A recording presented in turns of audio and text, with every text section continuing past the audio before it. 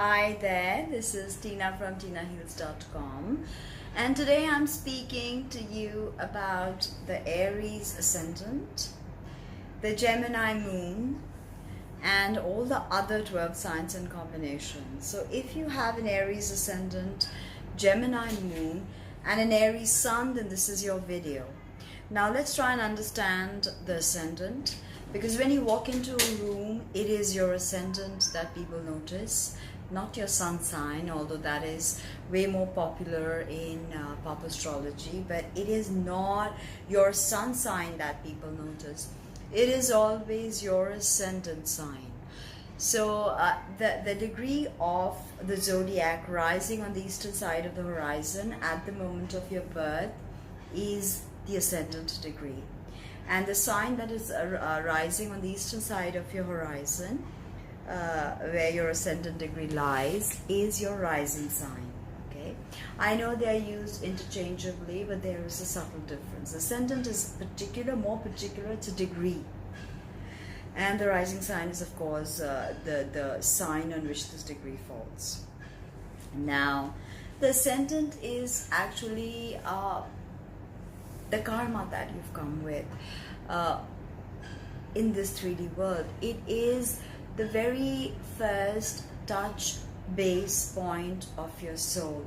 Now, Aries is the first sign of the zodiac. It's cardinal, it's fire, it's masculine. Cardinality means that these are signs of shift and flux. Aries, Libra, Cancer, Capricorn, these are cardinal signs. So this is all about change, because when the sun enters Aries, we have spring. So as the seasons change, when we go through the cardinal shifts, the energy also of these signs is very fluctuating. It's not a kind of a permanent energy. It's always in flux and in ebb. So now, Stephen Forrest, a very eminent astrologer, said that the goal of Aries is enlightened selfishness. Now, what do I mean by this? What does he mean by this? When the soul enters Aries, I mean when you have an Aries ascendant, it is almost like a mini Big Bang. Okay, and here you are as the infant of the zodiac, exploring all of reality. Aries is a sign of the pioneer. Aries is the sign of initiation. Okay, if you want to start something the Aries season, but remember to do your work, because Aries is about starting things and not completing them. So there is a problem with completion with Aries ascendant, so remember that aspect. Now, the karma of Aries ascendant is essentially to understand that you have to live in alignment with your authenticity. Okay, you are fiery, you are all about, you're ruled by Mars, okay, which is the archetypal male. So even if you're a female, there are parts of you that are very masculine. I mean, of course, you know that male and female both have the masculine feminine polarity within them.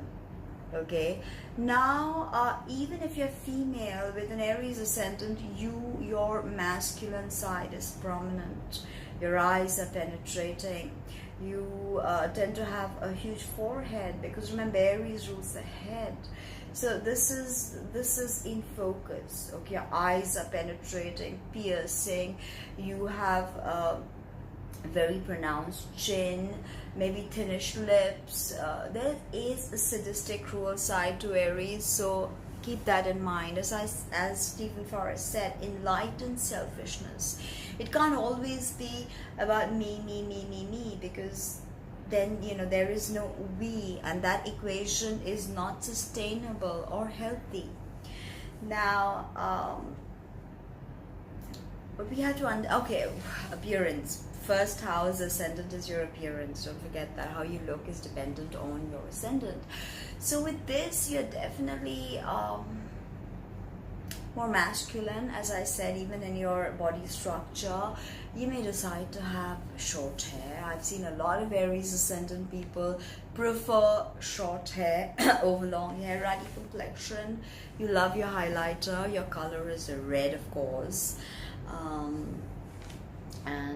Remember, your esoteric ruler is Mercury, which is all about the plane of the mind. So Aries essentially is about understanding the plane of the mind, not individual minds, but the collective minds, okay, or manas, as you can call it.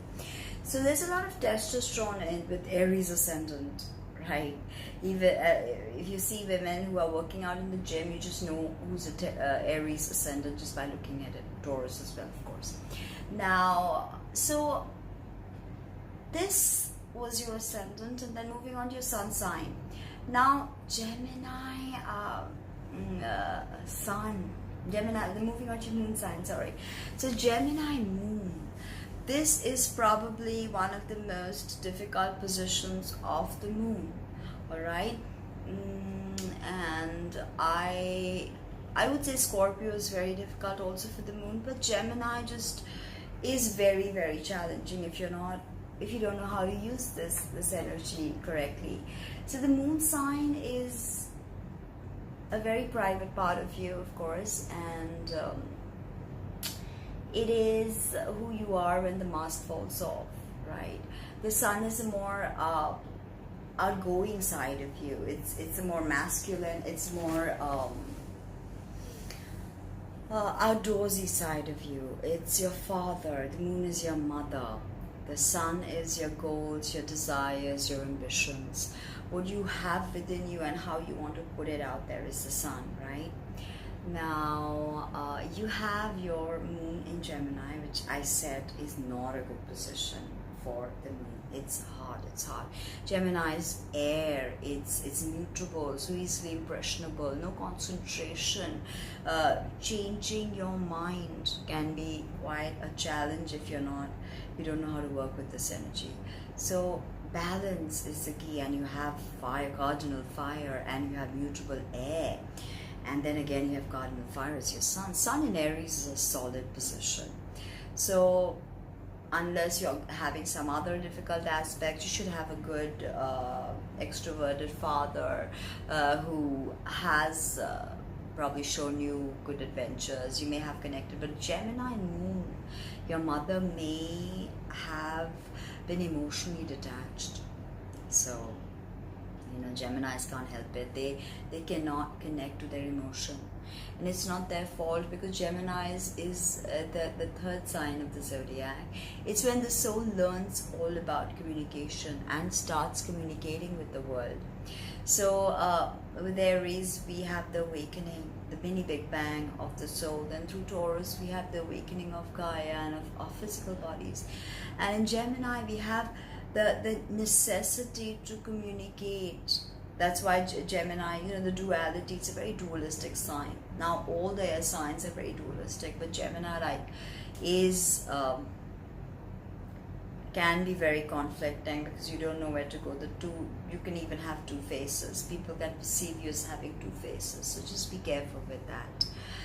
As I said, with Aries Sun, you can, if you have an empowered Mars in your chart, then you're a leader with this Aries Sun and Aries Ascendant, and you can initiate very many things, but make sure you also wrap things up, because Aries and Gemini both not great with detailing, and both great with multitasking, but everything must, as I said, wrap up. Not as I said, as it's best done.